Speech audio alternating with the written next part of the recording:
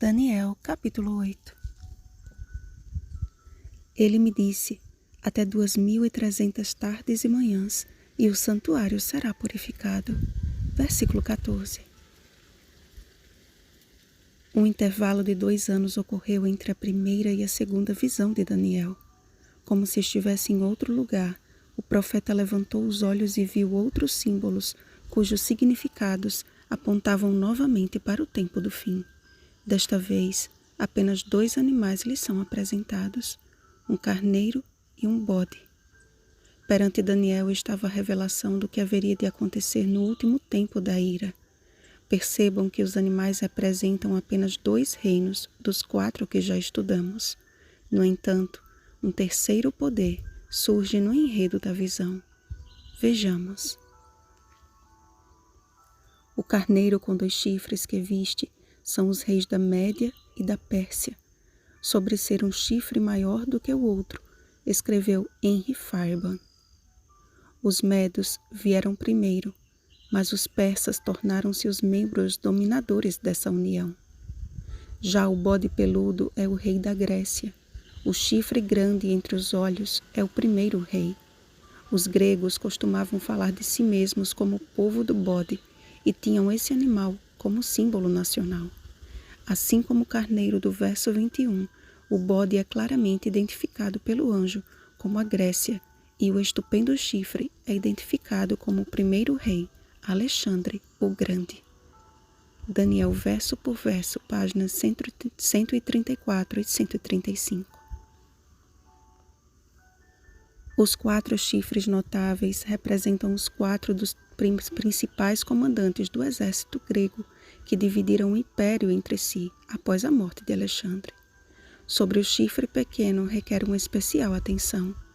Quando no verso 9 declara que de um dos chifres sai um chifre pequeno, ou na edição Almeida e Corrigida de 1995, onde lemos, e de uma delas, a melhor forma de compreendermos é extraindo o sentido do original hebraico. Numa leitura superficial, pode parecer que o pequeno chifre saiu de um dos 4 chifres. Um especialista no texto hebraico descarta essa possibilidade.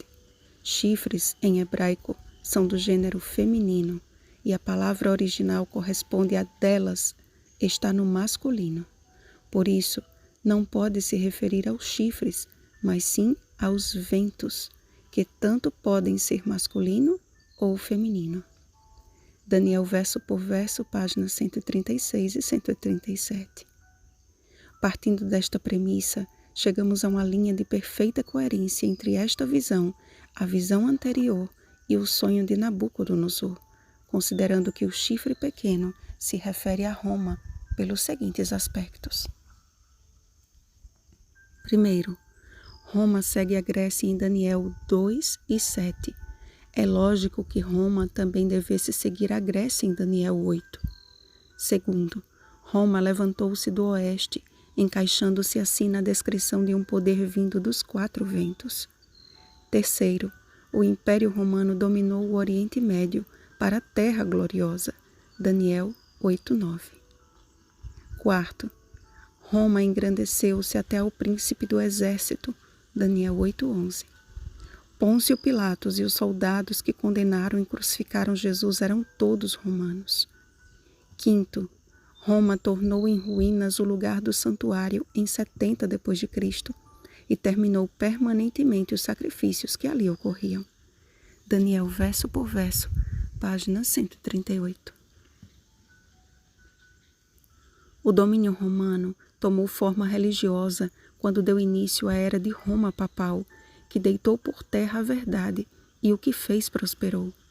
A Idade Escura permaneceu durante o exato período de 1260 anos, como revelado nas profecias. Porém, ainda em meio às trevas espirituais, Deus começou a levantar servos fiéis que encontraram nas verdades da palavra de Deus a verdadeira fonte de vida. Lutero, Hus, Jerônimo, dentre outros, iniciaram a obra que revolucionaria o mundo e que o prepararia para o cumprimento da profecia de Daniel 8,14 e de Apocalipse 10. Sabendo que em profecia um dia equivale a um ano, as 2.300 tardes e manhãs referem-se, portanto, a 2.300 anos, os quais estudaremos no próximo capítulo. Como Daniel, mesmo que tentemos compreender os propósitos divinos, não somos capazes de fazê-lo, a menos que Deus mesmo de alguma forma nos revele. O aparecimento do anjo Gabriel representa uma maneira muito especial do Senhor nos dizer que o que ele mostrou ao seu profeta tem tanta importância quanto a primeira vinda de Jesus a esta terra. Entende, filho do homem, pois esta visão se refere ao tempo do fim.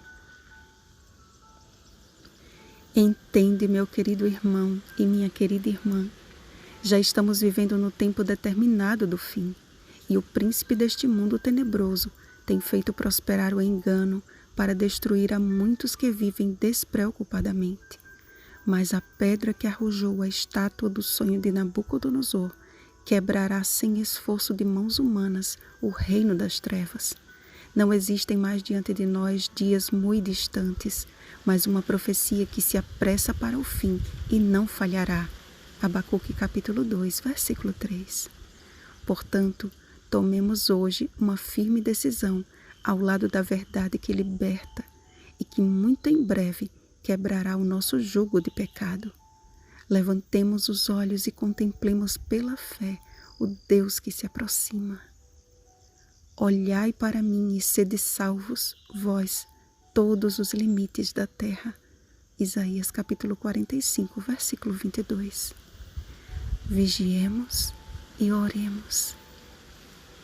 Bom dia, libertos pela verdade que salva. Rosana Garcia Barros.